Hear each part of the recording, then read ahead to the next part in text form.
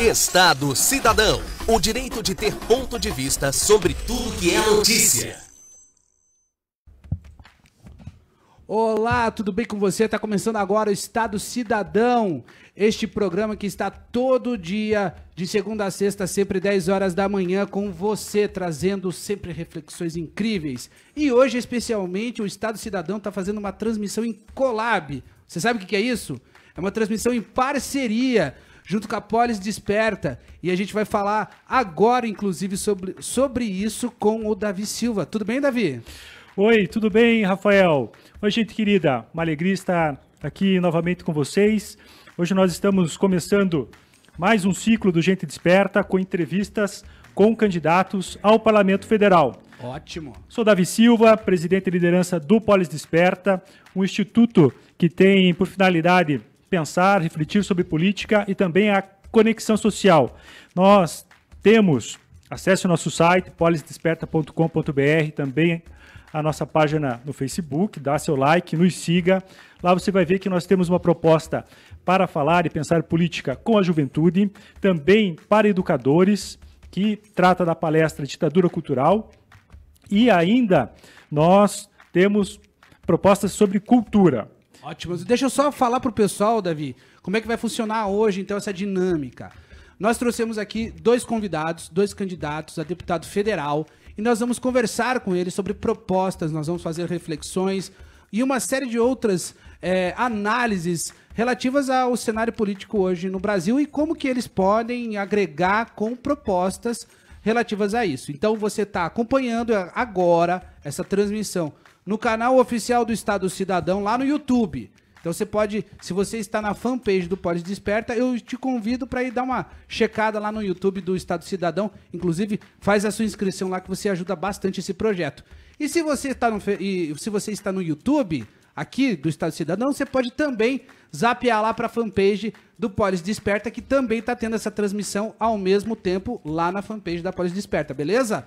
Então agora a gente vai voltar para o Davi e ele vai explicar um pouquinho como é que vai ser a dinâmica, né, Davi? Sim, o Polis Desperta, tem o objetivo com isso, levar informações à população, ao nosso público, para que também pensem a respeito da importância dos deputados, tanto na esfera estadual quanto no federal. Hoje nós sabemos que existe um foco, um destaque para os presidenciáveis, suas propostas, mas é de extrema importância para o sucesso da nossa nação, o parlamento. Por isso estamos aqui levando informações. Verdade. Aqui nós vamos conversar um pouco de motivações, como o Rafael falou, envolvimento político, propostas. Gostaria de apresentar os nossos entrevistados. Ao meu lado está Paulo Eduardo Lima Martins, é candidato a deputado federal pelo Partido Social Cristão, nascido em Presidente Venceslau, São Paulo, é jornalista e já exerceu como suplente o mandato de deputado federal em 2016, um período aí de 7 meses. Paulo Martins, muito obrigado pela sua presença, seja bem-vindo. Também está aqui conosco Ana Paula Pellegrinello, é candidata a deputada federal pelo Partido Novo, paranaense, nascida em Curitiba, casada, mãe da Martina de 2 anos. É advogada, mestre em Direito e professora universitária da Unibrasil. Ana Paula, seja bem-vinda, muito obrigado pela sua presença. Só lembrando, vocês também, candidatos, que aqui a gente não vai aferir tempo, vocês têm total liberdade, vocês podem conversar com a gente vai tentar aqui balancear um pouco, né, a dinâmica da conversa, mas não tem essa limitação, a gente pode falar sobre tudo, sobre o que quiser, sobre o que for, inclusive de provocação, tá? E a hora que houver divergências, vamos explorá-las, para que a gente possa trazer uma melhor reflexão para o pessoal, beleza? Legal. O primeiro ponto, que é de muito interesse, é saber das motivações, o que leva as pessoas a se envolver com a política, sobretudo num cenário que hoje é sombrio e muitas vezes as pessoas têm pouco interesse no envolvimento direto. Então, inicialmente, gostaria de perguntar a você, Paulo, que nos contasse o que o levou a se envolver diretamente com a política e, ao mesmo tempo, mencionar o que fez para a formação, para se preparar para esse exercício. Tudo bem? Um prazer estar aqui com vocês. Eu agradeço o convite. Quero cumprimentar o Davi, Rafael, a Ana, que eu estou conhecendo agora e que fico feliz também de uma pessoa nova entrando na política, brigando pelo espaço. Isso é muito positivo e é assim que a gente vai construir um ambiente muito mais saudável do que esse que a gente tem hoje, porque ele não é bom, como você mesmo citou. Eu decidi entrar nesse ambiente que não é bom, muito mais levado pelas circunstâncias do que por um projeto de vida em si. Eu sou jornalista, eu estava naquela época, até 2014, como comentarista de telejornal da Rede Massa, onde eu tinha começado no final de 2010 e todas as manhãs a gente tinha um programa que era um debate ali ao vivo e que era muito legal, na minha visão. E eu, por formação, história de vida e também as opções das coisas que eu li, eu entendia que o governo do Partido dos Trabalhadores, que estava governando o Brasil na época, não tinha uma conduta adequada e que tinha um projeto de poder que era lesivo ao país e lesivo à nossa democracia. Isso não estava claro no exercício daquelas ações que eles tinham. Isso estava muito implícito, então era muito difícil que as pessoas compreendessem aquilo ou que buscassem aquilo. Estavam muitos também iludidos com uma situação de uma bolha econômica que foi criada pelo governo. E por estudar, por ler as coisas que os documentos do próprio partido, a doutrina, aquilo que o formava, eu consegui compreender, indicado também por outros mestres que a gente pode falar depois, e assim que pude ter um espaço numa mídia de massa para falar, para fazer esses apontamentos, eu usei isso num ambiente que era bastante hostil. Naquele período o PT tinha até mais de 90% de aprovação, então foi uma missão bastante complicada, sobretudo para quem estava começando, não tinha um nome, não tinha uma carreira que o sustentasse, né, que vendesse credibilidade para sustentar, mas mesmo assim eu fiz porque era o correto a fazer, era o que eu acreditava, era como eu enxergava. E o sucesso daquele programa, também ancorado em redes sociais, e também a verdade que foi se impondo ao longo do tempo, fizeram com que eu tivesse uma repercussão bastante grande naquele momento. E houve uma reação do poder, houve uma reação do governo, clara, e que o governo passou a interferir, a usar o seu poder de grande anunciante no mercado publicitário e criou constrangimento para as empresas. Então, e você diretamente sofreu com isso? Sim, eu fui afastado. Ah, entendi. Fui afastado. Mais ou menos a em que ano empresa foi é isso? vítima também, óbvio. Não estou dizendo Claro. que a empresa me sacaneou, não. Sim. Era vítima. Foi em 2014. Sim. Né, em maio de 2014. Então, veja, eu estava num momento profissional bom, onde eu estava tendo retorno de público e, de repente, mesmo você estando numa mídia regional, como eu estava, a gente falava para o centro do poder, porque o Paraná tinha 5 ministros. Verdade. Inclusive o ministro da Comunicação e da Casa Civil. Verdade. Então, chegava ao Palácio essas coisas. E a reação aconteceu. Tanto que no mesmo dia que eu fui afastado, a Raquel Sherazade foi afastada também do SBT Nacional. Houve uma coisa movimento, bem na verdade, constrangedora. Né? Podemos entender como uma censura? Não tive censura da empresa, mas o governo chega, olha, eu sou o maior anunciante do mercado, tá? Vocês estão fazendo algo que não é bom para mim. Então, resolvam isso. É assim que funciona. É. E assim foi resolvido. E aí, vivi na pele que o projeto autoritário que eu denunciava estava agindo contra mim. Exatamente. Eu nunca fiquei fazendo tanto alarde, olha, fui censurado e não sei o quê, porque eu sabia que essa era a regra do jogo que eu estava jogando. E daí Tá? surgiu E essa a empresa ao disposição- qual eu trabalhava era vítima também. Era vítima também. A empresa me dava liberdade. Entendi. E ela pagou por isso. E eu não queria ser mal interpretado ou ser oportunista de me colocar apenas como um coitadinho da história. Mas ali eu percebi que eu estava profissionalmente comprometido.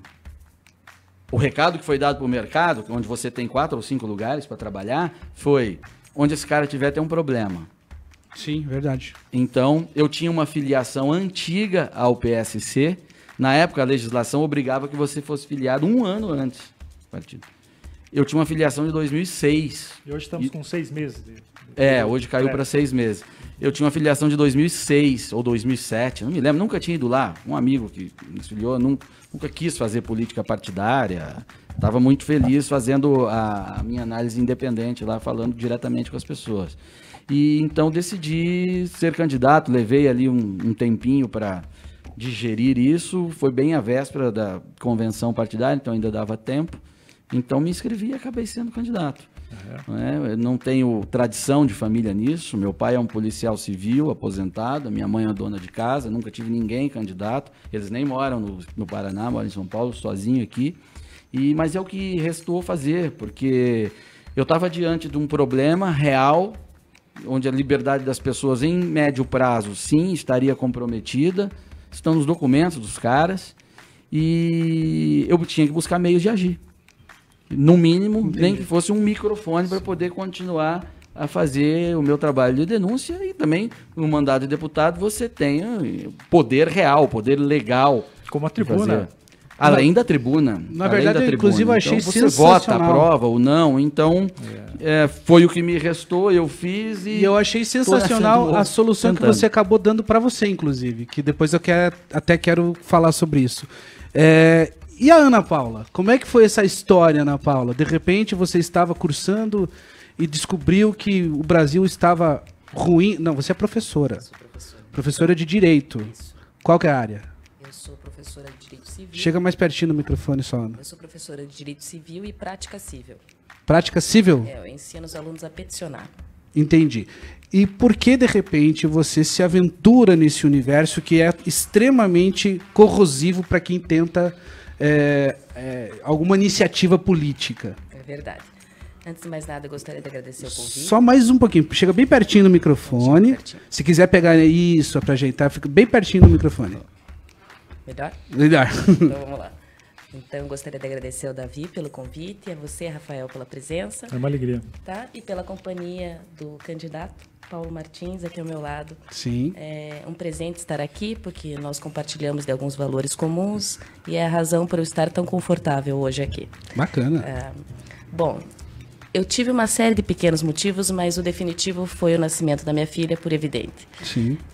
Eu estava casada há 10 anos, tentando arduamente engravidar, né? E com o advento dela, tudo mudou. A minha relação com o mundo, com as outras mulheres, a minha preocupação com a futura geração, a minha preocupação com o Brasil, que eu ia deixar para ela. Esse foi o motivo fundamental. Mas antes disso, como professora, eu percebia todos os dias na sala de aula muitos alunos muito talentosos, sem espaço, sem mercado de trabalho e sem nenhuma projeção do futuro, por ausência de geração de riqueza no Brasil. Perceba, eu sou advogada, professora e agora candidata, o pior dos 3 mundos, né? Verdade. Não tem nenhuma qualificação pior. Só faltou ser jornalista. Exatamente. Então, era uma configuração ruim, que parecia ruim para os meus, para as pessoas que eram caras para mim. Sim. E também, de forma pragmática, com o nascimento da minha filha, eu comecei a perceber o quão caro é ser classe média no Brasil. Verdade. Né? Então, como cidadã, eu percebi na ponta do lápis que eu pago 40% de tributos e, em contrapartida, eu sequer tenho asfalto decente. Né? Sim, verdade. Então, é um preço muito caro. Se você pensar no quanto custa um colégio particular para uma criança, porque a rede pública não dá conta de oferecer, principalmente nos centros, né? Não há vaga para todo mundo, principalmente de uma determinada renda. Então, essa indignação toda, somada ao fato de eu ser uma entusiasta da causa feminina, da participação feminina na política e no mercado de trabalho, foram as razões. Eu sempre estimulei as mulheres a estarem nos espaços públicos, no entanto, eu não estava fazendo. Entendi. Então, foi uma forma do meu comportamento inspirar outras mulheres a fazerem o mesmo. Foi aí que eu conheci o Novo. E o Novo me pareceu tão bom que parecia um sonho. É claro que é um partido, é uma instituição como todas as outras, é uma obrigação para todo candidato. E é claro que algumas ressalvas nós sempre temos a fazer. Mas o que eu senti no Novo foi um desejo genuíno das pessoas, como o meu, de transformar o país, de melhorar a nossa vida, a vida de todos. Entendi. E eram pessoas bem estabelecidas, que deram certo na vida, que estavam panfletando nas ruas, que estavam perseguindo outras pessoas para tentar falar de política, mesmo para quem não queria. Então, as pessoas estavam dando as costas para a política e a política dando as costas para as pessoas. Entendi. Então, o Novo me retomou esse gosto, os valores deles foram ao encontro dos meus, na sua maioria, e foi essa razão, o convite, que eu passei pelo processo seletivo, e o que era aí um sonho vem se tornando realidade, e hoje estou aqui com vocês. Entendi. Bom, uma alegria. Já que eu peço até licença pro Davi. Davi, eu posso engatar já uma pergunta, então, para eles em relação a propostas? Já que a gente está falando. Pode sim, Rafael. Antes disso, só deixe-me falar a respeito da motivação política que nos inspira, Boa. como Instituto, como Polis Desperta.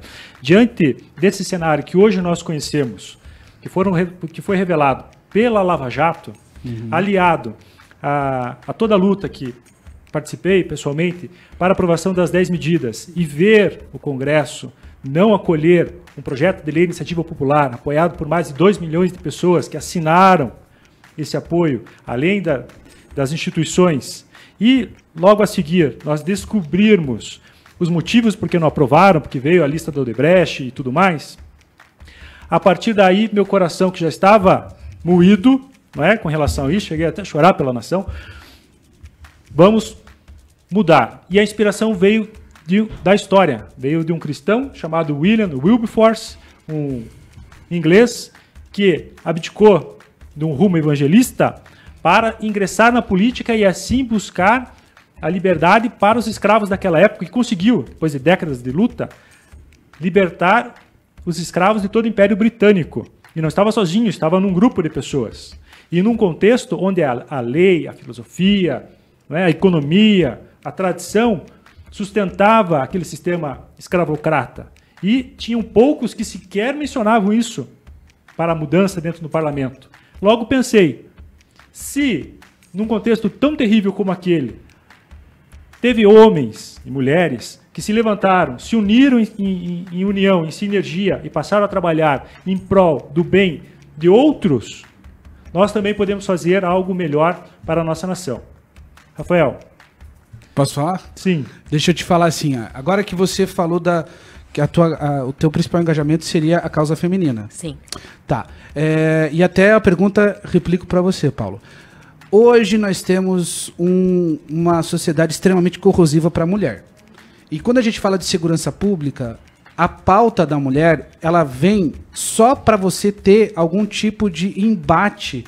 Por exemplo, ontem que aconteceu com o Bolsonaro, naquela entrevista medíocre do Jornal Nacional, onde você tem uma pessoa ali que está muito preocupada mais em bater de frente do que efetivamente construir alguma coisa ali.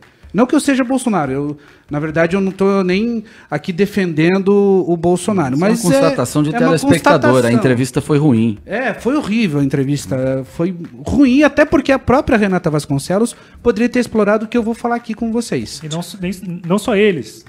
O jornalismo em geral vem trazendo... Geral, tá difícil hoje em dia, tá difícil. Não, o Roda Viva também tem causado um desserviço, né? Verdade. Porque eles não permitem que o candidato apresente propostas. É um ataque, é uma truculência. É um ataque, já vem com pré-julgado, já entra pré-julgado. Exatamente. Os jornalistas têm uma agenda todos os lados, já, independente do partido. Exatamente. Então, a entrevista do João Amoedo não deixaram ele falar. Manuela Dávila, Sim. o próprio Bolsonaro. O próprio Bolsonaro. A do Bolsonaro foi, ali eu entendi que foi o pior momento do jornalismo nacional. Sim. Aí depois foi superado pelo Bolsonaro no Globo News. E agora foi superado pelo Bolsonaro no Jornal Nacional. Não, mas eu ainda acho que o Roda Viva ganha. Por causa daquela referência da Wikipédia ali que não tem como Não, ser e o formato de arena Chega a é ser tudo tão, deprimente. né? Mas teve perguntas que consumiu quase 10 minutos. Era um discurso, né?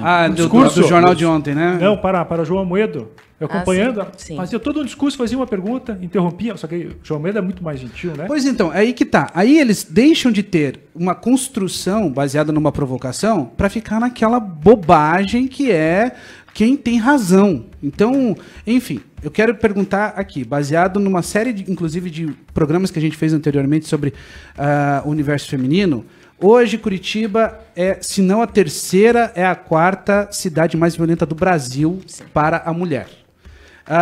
E nós temos hoje em Curitiba uma única delegacia da mulher. E nós não temos qualquer política de segurança pública que justifique, inclusive, a própria delegacia da mulher, que já é algo simbólico, só. Não é eficiente, é só simbólico.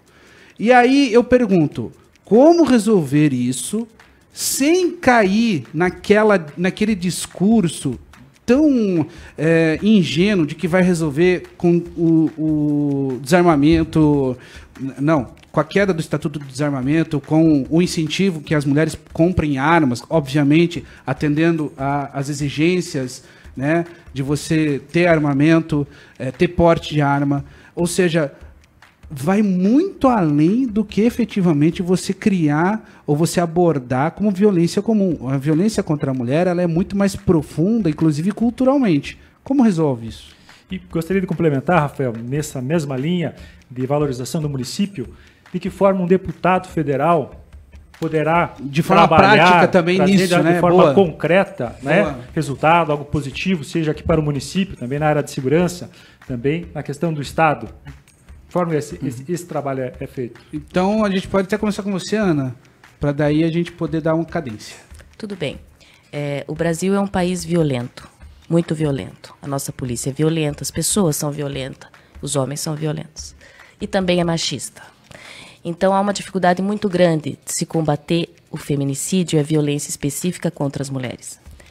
Não é a legislação que vai nos ajudar. A gente sabe disso. Se fosse necessário, se fosse possível com uma lei mudar uma realidade, né, seria tão fácil. Não é assim. A lei da Maria da Penha fez aniversário agora e houve sim ganho para a condição das mulheres, mas não o suficiente para combater esse escárnio, que são o número de mortes de mulheres por conta da violência doméstica. Então, em primeiro lugar, eu acredito muito numa cadeia de apoios, nas parcerias público e privadas, em que as mulheres se unam com o sistema de botão de pânico, como já vem sendo feito no município de Curitiba. O Bolsonaro também tem isso, né? Sim, é necessário que haja uma cadeia de proteção.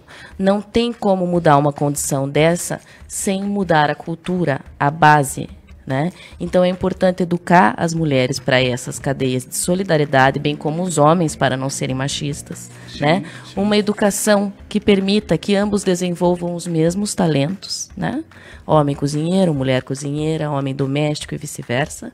Na verdade, a gente precisa estar vivo para ver tantos homens quanto mulheres serem empregados domésticos, né? Verdade. Então, isso apenas denuncia um esquema já bem forjado, né, do machismo e da violência. Então, primeiro, além de incentivar as parcerias públicos-privadas em combate à violência e essa cadeia de proteção e apoio das mulheres, é também capacitar a delegacia das mulheres, que ainda não tem preparo para receber essas mulheres do ponto de vista de suporte emocional, e mesmo local para alocá-las, né? A Casa da Mulher, ela não consegue também resolver a contento, já estive lá, para perceber que não é um lugar que traz dignidade para uma mulher tão vulnerável, né? Eu acredito que não seja possível colocar tudo nas mãos de um efetivo policial.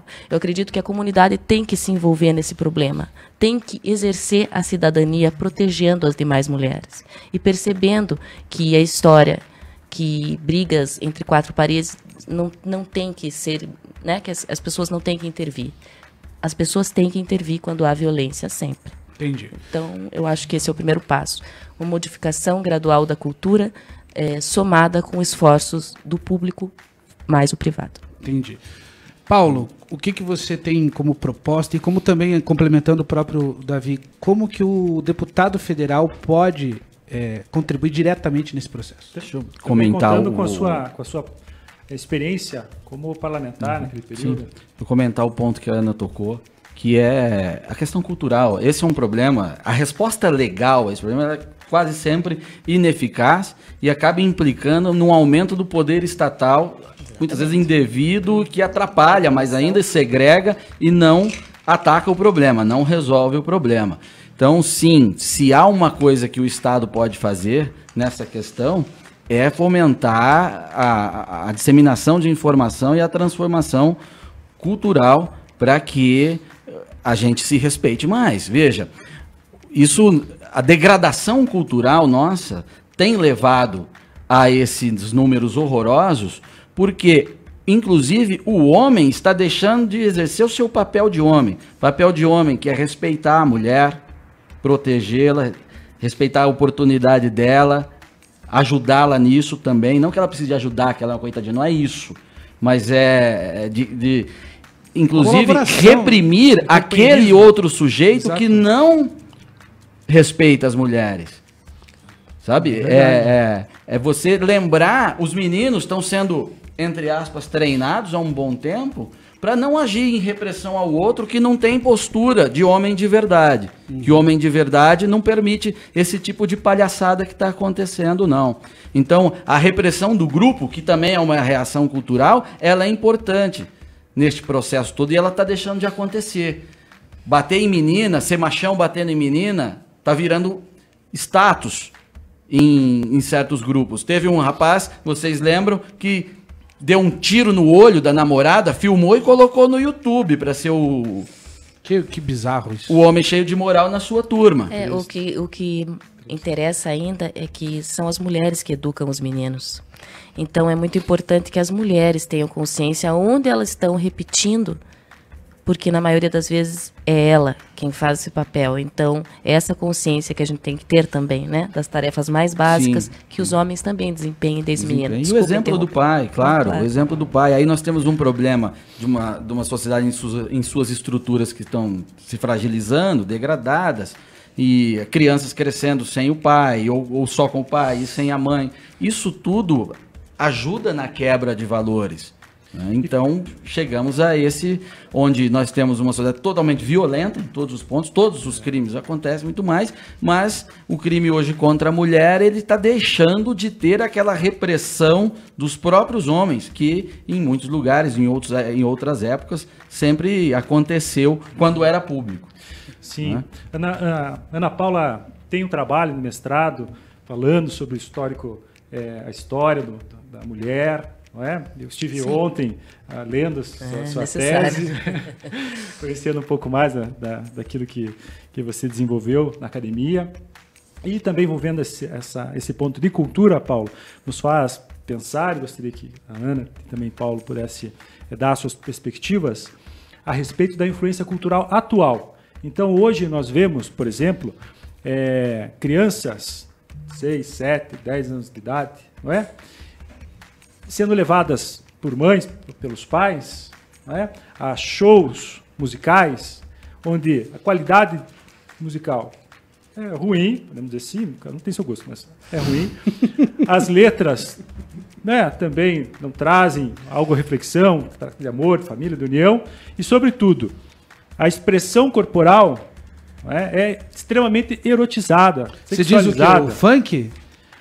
O funk é um exemplo disso. O pessoal que assiste o Esquenta. Esquenta. Acabou o Esquenta. Da Regina Casé. E como pensar disso? Porque se nós pensarmos em década de 80, muito daquilo que nós vemos, né, às vezes a gente via isso em shows eróticos, em Não, mas a década de 80 é uma década à parte do ser humano. Aquilo tinha Xuxa fazendo programa para baixinhos de biquíni. Mas não tinha menina de 7, 8 anos rebolando, virando a bunda, na escola. Inclusive fazendo o concurso da boquinha da garrafa com o Tchan. Aí anos 90. Anos 90, o Tchan de 94. Então o que aconteceu? Nós continuamos o mesmo, Não é que continuamos... Como é que é isso? Hoje todo mundo sabe. Hoje é divulgação, hoje é globalização, hoje o acesso à informação é muito fácil. Eu costumo brincar, que na minha época, se eu quisesse assistir um filme erótico, né, eu teria que ir numa locadora, numa salinha bem escondida, e entrar lá com uma cara de criminosa e sair igualmente, e todo mundo ia ficar olhando. Verdade. Então não havia a divulgação, a informação, e a gente ficava protegido por mais tempo, né? Eu esperei completar 18 anos para fazer isso. Não é? Olha, eu demorei mais tempo ainda. Atrás da cortininha. Entrar na salinha preta que eu não sabia que tinha. Poxa, esperar os filmes da Band depois, né? Porque, afinal, havia uma curiosidade natural. Então, eu acho que isso é uma coisa da sociedade, eu não sei se é bem isso, Davi, que venha contaminar o que uma pessoa vai ser. Eu acho que é uma cadeia de apoio, uma cadeia de amor, como ele falou, valores, pessoas que estão lá para as crianças, pessoas que estão disponíveis. E, claro, a gente tem que saber que tudo que a gente põe para dentro, a gente absorve. Se só colocar coisa ruim, só absorveremos coisa ruim. Verdade. Então, os pais têm que ter esse discernimento. Mas a minha preocupação é, nós queremos liberdade, com responsabilidade. Então, essa tarefa é dos pais, né? O que me parece, nesse contexto, é o envolvimento das crianças, atualmente. Entendo. Então, pensando um pouquinho mais na década de 70, comecei a assistir a Pôr na Chanchada, alguns vídeos antigos. Eu falei, nossa, mas tá lá desde aquela época. Mais um pouquinho, me lembrei do Tchan. Mais um pouquinho, me lembrei da Gretchen. O mais um Bozo pouquinho. louco, tudo tinha. Puxa vida, então Os quer dizer, chacretes do Chacrinha. que isso já está por aí há bastante tempo. Mas isso influencia ou não, Paulo? Não, influencia, é uma informação que vai receber e ela faz parte do teu processo de formação. Às vezes você recebe uma carga maior dela, tem uma influência maior, uma carga menor, uma influência menor, enfim, é um processo complexo.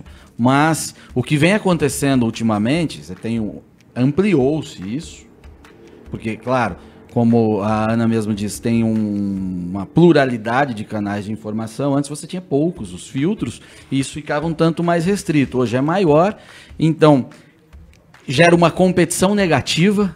Quem esculhamba mais, sim. Verdade. Então chegamos aí, isso acelera a nossa caminhada rumo ao fundo do poço, porque é mais atrativo, mexe mais com os instintos, aquele negócio todo, do que um programa complexo da TV Cultura. Basta ver que o Esquenta dá uma audiência, a Rede Cultura dá traço no Ibope. É assim. Então, isso foi nos levando também a uma falta de responsabilidade daqueles que têm os meios, que fazem o critério, só numa busca pelo um sucesso mais fácil, de baixo custo, enfim, e acaba contribuindo, sim, sem dúvida. E o que é mais grave, mas isso nós estamos falando ainda num ambiente de liberdade. O que é mais grave, para mim, é quando o Estado usa o seu poder e passa a impor determinados valores. Não, e até, aí é um problema. O outro detalhe, Paulo, é que a maioria desses shows erotizados levam à coisificação da mulher. Né? Então, Que vira objeto. Nesse ponto que eu gostaria mantendo um padrão de- bem definido que ninguém gostaria, né? Então, esse é o ponto negativo, sem dúvida. Isso daí não é o que uma criança se propõe. Eu acredito que a sexualidade, quanto mais tardia, penso assim, uma opinião pessoal, seja mais saudável, né? Porque são tantas coisas a se resolver ali numa adolescência que, de repente, uma exposição precoce à sexualidade faz com que a menina, ainda inexperiente, use todas as armas que ela pense em ter. E não é uma utilização consciente do próprio corpo. Esse é o problema. Paulo, você mencionou agora a respeito da imposição do Estado, de uma visão, é isso? Você teria algum exemplo a nos contar? Você tem os livros didáticos do MEC que são escandalosos. O próprio Bolsonaro apontou uma cartilha, a cartilha que ele chamou de kit gay, que a reação do William Bonner, não pode mostrar, tem criança. Pois é, mas é para criança lá na escola. Veja, o negócio é tão absurdo que eles acharam que era imprudente, que era indevido mostrar para crianças que estavam assistindo no Jornal Nacional, ou seja, certamente ao lado dos pais, no sofá em casa. Mas sozinho lá na sala de aula, ninguém levantou que era um problema, né? Então, aí sim, é o Estado, ele interferindo no processo de formação de valores que é de responsabilidade da família. Você tem os seus valores que você educa seu filho, você, todo mundo tem. E aí, de repente, você, como o próprio Jair Bolsonaro disse, chega em casa e encontra o seu filho com valores completamente diferentes porque o Estado colocou nele negativo. Aí não. E eles fizeram isso sim, é uma política deliberada para gerar confusão nas crianças, para induzir uma sociedade doente. É fato. Foi obsessão do governo do Partido dos Trabalhadores isso. Começou também no governo Fernando Henrique, já tinha um material excessivamente progressista lá, com intervenção demais na esfera familiar, e se aprofundou no governo do PT, especialmente na gestão do Fernando Haddad. Chegaram a fazer vídeos onde numa aula de probabilidade de matemática, o menino aprendia que se ele gostasse de menino e de menina, dobraria a chance dele encontrar a pessoa certa e ser feliz. Isso é de uma sacanagem, me irrita, vocês me perdoem o tom, eu percebi. porque é maldade com uma criança você fazer isso. Perversão. Um adulto desenhar isso para gerar essa confusão na criança. O cara desse é perverso. Perversão. Eu acho que o Paulo fica nervoso quando fala do PT. E dentro, O PT faz isso, você quer que eu fale o que fique como? e dentro desse contexto, e também pensando no mandato, se eleitos, de que forma o exercício do mandato pode influenciar na cidade, na proteção da mulher, da criança, né? Nós estamos, já foi mencionado, né, a respeito de nem sempre a lei é eficaz, e de lei nós brasileiros conhecemos porque temos milhares. Para tudo. De que forma isso pode acontecer, Bom, Paulo? tem que ficar claro qual que é a função do deputado. O deputado tem a função de legislar e de fiscalizar. Mas também ele é um representante. Então ele pode agir não necessariamente como fiscal e não necessariamente como legislador, mas como alguém que é um canal de expressão, um canal que simboliza determinada posição. E o seu papel de agente social nesse processo de transformação cultural, ou de resgate cultural, ou de responsabilidade cultural, como vocês queiram chamar, ele tem esta importância. Agora, também no papel originário, aquele que é determinado pela Constituição, há uma função que poucos dão conta de sua importância no Brasil. Aqui, avalia-se um deputado pela sua proatividade. Está errado, porque entende proatividade como quem apresenta um monte de projeto de lei. Não. Eu tinha uns 10 ou 9 anos quando eu ouvi o Roberto Campos, que eu aprecio muito, numa entrevista, que ele era um intelectual, depois estava exercendo um mandato parlamentar, e questionado como é que você, intelectual, se viu ali no Congresso Nacional. E ele responde: olha, eu quando entrei achei que eu podia fazer o bem. Agora eu percebo que o melhor que eu faço é evitar o mal. Que ele estava dizendo que é impedir que a má legislação seja aprovada, claro, e aí mais porcaria imposta em nossas vidas. Claro. Essa lógica da proatividade de quem apresenta um projeto de lei, ela é tão maluca e ela contamina inclusive esses institutos que ficam fazendo avaliação, ranking parlamentar, sim, que aquilo conta ponto. Quem apresenta mais projeto de lei sai lá na frente. Então, para essa lógica, um deputado que apresente um projeto de lei instituindo, acabando com a propriedade privada, estatizando os seus filhos, impondo kit gay, seja lá o que for, a crianças de 3 anos de idade, ele vai pontuar mais do que o outro deputado que trabalhou para enterrar essas 3 porcarias. Sim. Verdade. Se fosse um sistema de metas, né? E realmente não deve ser assim. Eu acredito que, além disso, Davi, o parlamentar, ele tem que hoje, nos dias de hoje, ser responsável por construir pontes, favorecer o diálogo, né? A gente sabe da importância do diálogo para a construção de boas leis, porque boas leis que interessam a todos não tem por que não serem aprovadas. Exercício da política. Exatamente. É sempre com a participação de todos. Como falou o candidato Paulo, nós precisamos ter uma ponte muito estreita, nós precisamos ser verdadeiros instrumentos do eleitor. Estar com uma parceria muito grande com eles para conseguir atender realmente as necessidades e o anseio, né? Necessidade de estar próximo deles. Tá. Eu queria fazer uma provocação, agora já indo para o final do programa, entendendo que tudo que nós falamos aqui tem um viés, tem uma origem de solução. Só que essa origem de solução pode estar um pouco camuflada em cima de uma discussão que eu entendo ser superficial. E eu vou explicar o porquê. Escola sem partido. A escola sem partido, ela acaba ofuscando qualquer discussão que você tenha relativa à educação como metodologia. Porque quando a gente fala em educação, os candidatos, talvez por uma inabilidade, ignorância, uma falta de repertório, eles entendem que é valorizar salário de professor. Eles entendem que é melhorar a estrutura da escola. Eles entendem que é fazer ações que tenha melhor gestão escolar. Só que ninguém discute metodologia de ensino como projeto, inclusive, de Estado, não projeto de poder. E aí a gente fica discutindo, e eu acho, inclusive, que isso poderia até ser uma solução bem mais sólida para a discussão da escola sem partido. Porque, na verdade, a escola sem partido é apenas uma proteção de uma discussão que não tem um propósito, não tem um objetivo. Então, qual que é o objetivo da escola sem partido? Olha, já está na legislação que o professor não pode doutrinar de forma explícita. Ok, isso já está há tempos na legislação brasileira. E eu falo que isso tem um fundamento lógico e o contrário também tem um fundamento lógico. E eu falo isso porque eu fui professor por 10 anos. E é impossível o professor se desvencilhar de qualquer tipo de tendência ideológica, porque ele está fazendo, ele é humano, e as escolhas até das palavras dele condizem com uma conduta ideológica. Mas ele pode ser responsável, só que ele não tem um parâmetro, porque não tem um plano que seja um plano curricular nacional. A gente tem ali aqueles planos curriculares nacionais do MEC que são retrógrados, inclusive eu acho que são até anteriores ao próprio Gênio Haddad, né? Que o Haddad ele acha que com 8 anos de Ministério Público, de Ministério da Educação, ele contribuiu. Se for olhar lá é o FIES, que também não tem nada a ver com educação. Então a gente não tem educação, a gente não tem um propósito. E dentro dessa linha nós também devemos pensar, refletir a respeito do porquê deve o Estado monopolizar a educação. Por que tudo tem que ser centralizado via governo federal, via MEC? Porque o governo faz isso. Porque é o governo que impõe, é o MEC que impõe. Sim, mas nós como sociedade devemos imaginar outras formas. Porque na origem não era o Estado responsável pela educação das crianças. Então, eram as famílias, era a sociedade, era a igreja.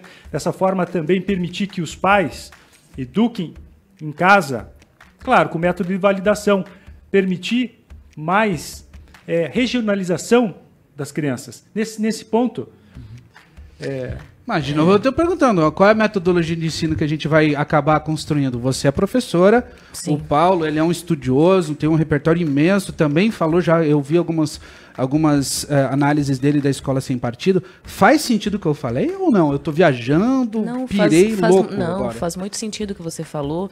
Realmente há uma doutrinação na academia. E a gente sabe para que lado ela pende. Não, né? ok, mas eu acho saudável nesse sentido, desde que existam tanto professores de direita, professores de esquerda, okay, exatamente. Tá tudo bem. É esse ponto mas que não nós... existe. Isso. É esse ponto que nós queremos chegar. Né? Tem que haver a possibilidade de serem apresentados para os estudantes todas as chances e possibilidades possíveis. O professor tem, sim, a sua subjetividade, mas tem que haver um senso crítico. Eu continuo em sala de aula enquanto sou candidata. E poucos sabem disso. Quem sabe foi investigar em paralelo. Mas eles conseguem sentir certamente quais são as minhas paixões ou não. Né? Então eu acho que o equilíbrio é fundamental. Mas é claro que a grade curricular tem que ser revista. Tem que ser inseridos conteúdos fundamentais relativos à cidadania, como todos nós sabemos. Inclusive seria uma solução até para violência doméstica. Sem dúvida, sem dúvida. E aquela delicadeza em se tratar de gênero. Né? A delicadeza em se tratar do gênero. Também. Tanto para a criança que não se sente confortável, porque existe, né? Como... Só para você saber um pouquinho, Ana, quando a gente fala inclusive sobre ideologia de gênero, o professor que está lá dando aula para quinto ano, sexto ano, ele não tem absolutamente nenhum embasamento de como conduzir qualquer dúvida do aluno, porque ele também tem dúvida, e aí parece um samba de crioulo doido. Sim, não há uma capacitação não existe específica. Uma orientação. Sim. Sim. Entende? Né? E os limites de quanto o professor também deve ir até esse assunto, né? Respeitando, né? A preservação da família. Exatamente, a própria família. Agora, claro, as cartilhas apresentadas realmente foram uma brincadeira. As cartilhas vendem um modelo. Não precisa, não é necessário, é desnecessário. Eu acho que a dúvida vem primeiro e depois a resposta, e não a gente impor desde já dúvidas que as crianças muitas vezes sequer têm. Né? Mas você não falou besteira não, tua visão crítica está muito boa, a gente tem que sim pensar nessa composição da grade, na composição das matérias, nas disciplinas que são ofertadas. A gente tem que pensar que a escola e a educação básica é o ponto de partida de uma corrida, em que as pessoas podem sair do mesmo ponto. Essa é a única coisa que todos os partidos, todas as pessoas têm certeza que tem que ser voltados os investimentos. A educação básica é fundamental. A partir dali, a gente consegue minimizar, pelo menos, as desigualdades que são da vida, né? Sim, e passar pelo processo de descentralização. Eu não acredito nesse modelo centralizado que nós temos hoje. Aliás, ele foi centralizado para controle de informação e formação. Ele não foi para fazer bondade com os coitadinhos do Brasil, não. O seu Getúlio Vargas estava pensando apenas na sua manutenção de poder. Como tudo chegamos ali que era. O processo de educação começa a piorar exatamente aí. Isso. E então, ninguém entendeu isso. Ninguém entendeu isso ainda. Só foi ampliando ampliando, Foi piorando, exatamente. ampliando Os municípios o sem controle do capacidade nenhuma para manter, para... O pacto federativo completamente Exatamente, errado, sim. onde o dinheiro é gerado no município e ele vai para a União. Eu não conheço um cidadão que mora na União. Eu só conheço gente que mora no município. Eu não sei. Se você conhece, por favor, me apresente. Mas o dinheiro vai para lá. E nessa Agora época no de Brasil, eleições, acontece o inverso. São eles que vêm pedir votos nos municípios. Exatamente. Aqui, onde estão os Vão eleitores. circulando no Quer município, dizer, nunca nós apareceram. elegemos Mas... e o dinheiro são eles O que dinheiro tem que administram. ficar aqui. E o viés da Verdade. discussão da educação está perfeito. Discute-se educação e cultura no Brasil, é uma discussão de orçamento. Não é uma discussão De fundo, de resultado, de fundo, de conteúdo. E isso, essa frase não é nova. Isso o Nelson Rodrigues escreveu, se não me engano, em 1967. Está em um dos artigos acho que de O Reacionário. Nossa, Rodrigues é Uma espetacular. obra que eu recomendo muito. E hoje nós também temos outras fontes de informação, como Brasil Paralelo, e também a exemplo de outras formas de educação, nós temos o curso, ou as aulas, do professor Olavo de Carvalho, e gostaria que Paulo pudesse mencionar qual foi a sua experiência e o que isso contribuiu para a sua formação política. Muito bom. Eu devo muito ao professor Olavo de Carvalho e quando mencionam ele a mim, fazem esse tipo de pergunta, eu falo com muito carinho e fico até com certa emoção, porque o Olavo foi responsável por não necessariamente me tirar da bolha. Ele tirou muita gente da bolha. Mas eu tinha uma experiência real que já me colocava, ei, essas coisas que estão colocando aí não tá certo. Eu cresci no Pontal do Paranapanema, uma região que foi destruída pelo movimento Sem Terra. Eu via o padre da minha igreja, um adepto à teologia da libertação, que defendia os sem terra que estavam destruindo as propriedades, pequenas propriedades dos meus colegas de sala de aula. Falou, tá errado esse negócio. Meu pai tinha um exercício comigo, dizer, olha filho, eu não tenho tempo para ler, então você tem que ler o jornal e contar pro pai. Então eu li aquele conteúdo adulto, alguns autores liberais, dos poucos que tinham na época, como o Roberto Campos, João Melão Neto, que era um deputado estadual de São Paulo, escrevia no Estadão, meu pai recomendava aquilo. Então eu tinha ali alguma coisinha e comecei a ler o Olavo de Carvalho. O primeiro texto que eu li do Olavo foi em 1996. E aquilo foi interessante, mas eu ainda era um tanto imaturo para aquela coisa toda, e fui passar a estudar mesmo Olavo, as suas obras, o livro. O primeiro livro que eu li do Olavo foi em 2001, o livro O Imbecil Coletivo, que está sendo lançado agora pela Record, relançado pela Record, outra obra que recomendo também. E depois o Olavo passou a fazer um programa de rádio, ele já estava morando nos Estados Unidos, chamado True Outspeak, que é sensacional. Acho que a melhor fase do Olavo foi a fase pré-Facebook. Depois ele descobriu o Facebook, ele fica facebookando demais e não prepara o True Outspeak, que era mais legal. Então, uma vez por semana ele fazia aquilo lá, deve ter uns 60 programas daquele, vale a pena vocês procurarem. Isso eu acredito que já passa de uma década, o início do curso com ele. Ah, tudo mais. sim, aí nós estamos falando, veja, 2001, quando eu estava lendo o Imbecil Coletivo, e fui acompanhando outros livros, depois o True Outspeak. Aí ele começa a fazer o seminário de filosofia em 2008. Aí que começa 2009. A atrair o grande público. Aí ele começa, aulas, a internet, né? Expande. Isso. E ele começa a fazer essa plataforma, desenvolve essa plataforma. Sim. E ali eu fiz por um tempo também o curso e depois eu não consegui mais acompanhar, eu não tive a disciplina que eu deveria ter. E esse curso e toda até hora hoje... eu tento voltar. Eu volto, consigo me organizar, assisto algumas aulas e daqui a pouco eu sou tragado de novo pelo caos que é a minha vida. E o seminário com o Olavo de Carvalho ainda existe, é atual. Ainda existe, é atual. E você, interessante, o formato que ele faz, você pode começar a acompanhar o curso Isso. Já. Na aula deste sábado. E fornece todas as aulas pretéritas, desde a primeira. Todas, é sensacional. E ele faz essa dica de fazer a relação. Assista a primeira aula e assista a atual. E ele nos incentiva a conhecer autores e tudo mais. Rafael, eu tenho E medo te dá um grupo também de apoio. Você passa a conhecer pessoas Eu que tenho também medo estão de estudar estudando. Olavo. Porque quando você começa... o Olavo é perigoso. Eu tenho medo. Porque você começa a estudar Olavo, você fala, caramba, tinham me dado a pílula vermelha, eu tava na Matrix. E agora? Aí você olha pro lado, não tem mais amigo, não tem turma. Os caras do trabalho não entendem o que você fala, tenho você medo. fica meio louco. e descobre que tem que descobrir muito. Eu, se estudar o Tem que Olavo, ler já tô muito. perdendo muitos amigos. Eu tenho muito medo disso. Então você tem que estudar o Olavo, mas dá uma Não, policiada. daí você vai ficar sozinho, então não faça. Tenho muito medo. Rafael, Mas é muito bom. Sim. eu acredito que nós já estamos realmente chegando ao fim por conta dos compromissos da candidata Ana, também do candidato Paulo. Nosso objetivo é sempre levar informações, nós temos muito o que conversar aqui com relação a diversas pautas. Teve muita mas- coisa que eu não falei, que eu queria falar, perguntar. a gente também, né, Paulo? Tem vários Com temas aqui. Depois você reserva umas 8 horas Isso, aqui. a gente e precisa de um a gente espaço A gente maior, né? podemos fazer em outros capítulos. Claro. E nesses momentos finais, também é importante que cada um de vocês tenha o seu momento, seu 1 minuto, né?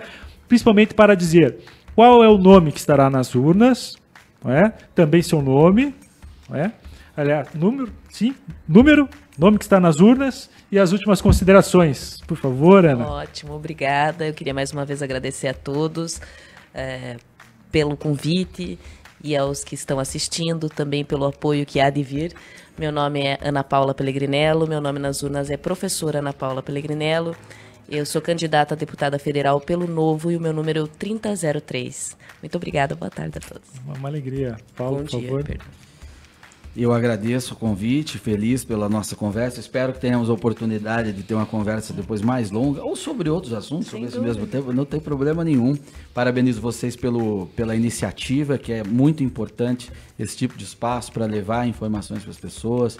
Enfim, aqui está uma pessoa que acredita no trabalho parlamentar, na realização através do trabalho parlamentar, assim como a Ana também deixou claro que também acredita nisso, e eu fico feliz, reitero, de ver a iniciativa como a sua também, de enfrentar. Não é fácil. Não. As pessoas pensam que é só uma busca por benesses, por não sei o quê. Não, Até na verdade isso é um existe. ônus, né? É um ônus. que todos é um ônus. deveriam fazer. Primeiro eu, depois você e assim Exato, consecutivamente. não toco tanto nisso para não ficar fingindo de coitadismo. Eu odeio o coitadismo. Mas é um fato. É um fato. Você tem uma carga, tem que entender isso como uma missão, aquele que se propõe, Verdade. ou até um apostolado. É assim, tem este caráter, sim. Eu acredito Você, nisso. todas as teses que se propõe, você vai enfrentar, mas tem que saber o querer, ir buscar e arcar com tudo isso. Eu, nesses 7 meses que estive de mandato, apresentei a tese de acabar com o imposto sindical, todo mundo me chamava de louco, Fantástico. fiz o trabalho que tinha que ser feito, entrou na reforma trabalhista, hoje as pessoas têm a liberdade de escolher ou não se vão pagar o sindicato. Que se mantenha assim, né? E vai se manter assim, né? O trabalho é duro. Fui a Brasília dezenas de vezes Sim. depois, fora do mandato, para lutar por isso e no processo de convencimento, porque é assim. Eu estou dando esse exemplo para dizer que é possível fazer a transformação, sim. Então, eu vou lutar sempre pelo que eu acredito, espero ter o respaldo das pessoas, o respeito a gente vai conquistando conforme a nossa postura coerente e responsável perante a sociedade, e também, sim, bem-sucedido, servindo como exemplo, como referência, para a gente ampliar essa bancada, o número de representantes que pensam como a gente, que não quer o Estado nos enchendo o saco, que não quer o Estado nos escravizando, que queremos apenas viver a nossa vida em segurança, ter a nossa liberdade respeitada e ser feliz com quem a gente ama. Boa. Meu nome é Paulo Martins e meu número é 2020. Boa. Uma alegria, Paulo, estar também com a Ana aqui conosco, uma alegria poder contribuir com você que nos assiste, levando informações, levando a reflexão a respeito da importância dos parlamentos para o nosso país.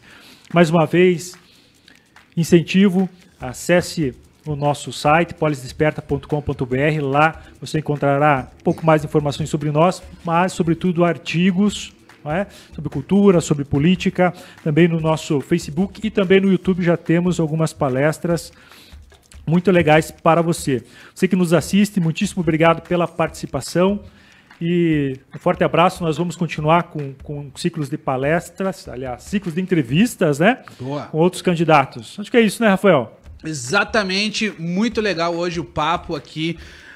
Você está acompanhando no Facebook da Polis Desperta, também está acompanhando no canal oficial do Estado Cidadão, lá no YouTube. E ajuda muito você clicar lá na Polis Desperta, curtir a página da Polis Desperta e também se inscrever no canal do YouTube do Estado Cidadão. Por quê? Porque isso faz com que essa iniciativa, esses projetos, essas reflexões, essas oportunidades desses papos incríveis que a gente tem sejam cada vez mais possíveis. Queria agradecer demais os candidatos, espero de verdade que vocês conquistem a vaga lá no Congresso, né? Tem vaga para todo mundo, tem vaga para todo tipo de representante. Hoje as vagas elas são muito mal aproveitadas com pessoas que não têm a menor competência, e quando nós temos pessoas inteligentes e engajadas, é válido que você consiga também ajudar eles, porque eles precisam de você, cidadão, cidadã. Não adianta nada você ficar reclamando aí que nem um Zé Ruela, né? Que a situação no Brasil não tá bem, se você vai, pega o seu voto, rasga na frente da urna, né? Se você vende o teu voto por um tanque de gasolina, se você vende o teu voto por conta de um apadrinhado que promete pra você mundos e fundos e de repente você descobre que tinha uma fila, né? Vamos parar com esse tipo de rifar do nosso voto. Vamos começar a votar de forma coerente com pessoas que são importantes, tal como o Paulo Martins e também a Ana Paula. O Paulo Martins é do PSC, né? PSC. E a Ana Paula do do Novo. Não dá para dizer PN? Do Novo? O Novo que esses dias atrás teve uma convenção lá que quase deu o PIB do Brasil lá dentro do Teatro Positivo, né? Pessoas elegantes. Eu não sou um fervoroso defensor do Bolsonaro, gosto de ter minha preferência pelo Amoedo, mas eu tenho certeza que o Amoedo não tem perfil de presidente. Muito elegante, muito educado. Não funciona. Né, Paulo? Imagina ele conversando com Gleisi Hoffmann numa mesa, negociando alguma coisa. Esse pessoal tem que ser casca grossa, né? Esse pessoal sabe se comportar. A Gleisi Hoffmann, e outros petistas, eles são aqueles petistas que eu chamo mais perigosos, petista com curso de etiqueta. É o que sabe se portar à mesa. Aí você pensa que ele é civilizado, leva a sério, daqui a pouco ele tá te convencendo de alguma coisa. Eu gosto de petista tipo Dr. Rosinha, com aquela barbona, parece o Karl Marx das Araucárias. Esse aí não engana ninguém. Esse você pode deixar lá. Já sabe o que espera, né? Ou é o iogurte, é o veneno na embalagem de iogurte. Se o veneno tiver na embalagem de veneno, você deixa lá, é veneno. Se tiver na embalagem de iogurte, você pensa que é bom e toma. E aí... Muito boa essa tua observação. Dr. Rosinha, até hoje, ele tá fascinado com a fibra ótica. Tudo é fibra ótica para ele.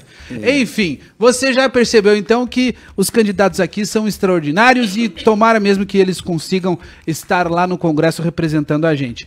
Lembrando que o Estado Cidadão, todo dia de segunda a sexta, sempre 10 horas da manhã, trazendo sempre um papo bacana, e eu espero que eles estejam aqui conosco em outras oportunidades, porque foi um papo muito legal. Beleza? E novamente terminamos essa transmissão maravilhosa, agradecendo também o Davi Silva nesse collab que a gente está fazendo do Polis Desperta, e novamente vamos terminar sem absolutamente nada, nenhuma vinheta. Tchau.